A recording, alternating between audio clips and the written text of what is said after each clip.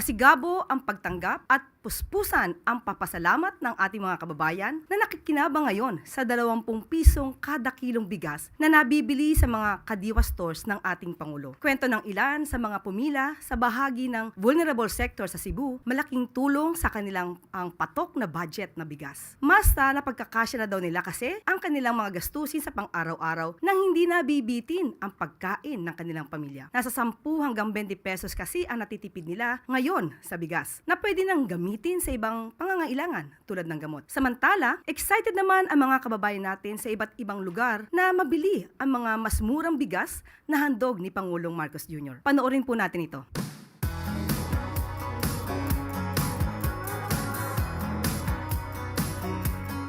Akong mensahe sa Presidente, kinahanglan magtuloy-tuloy ang 20 pesos na bugas sa tanan ng katauhan. Maora na, sanang salamat. Nalipay kinig dako, ma'am. Naabot na ang among gipangayo nga tag 20. Pasalamat po dako na siniin na ang among gipangandoy nga tag 20. Naabot na rin yun. Nalipay kayo ni. Salamat kayo.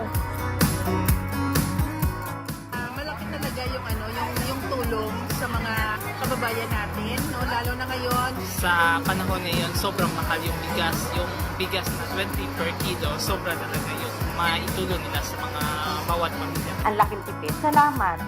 Salamat. Sobrang ang laking tipid. Maraming salamat. Hindi lang siya nangako, tinupad niya.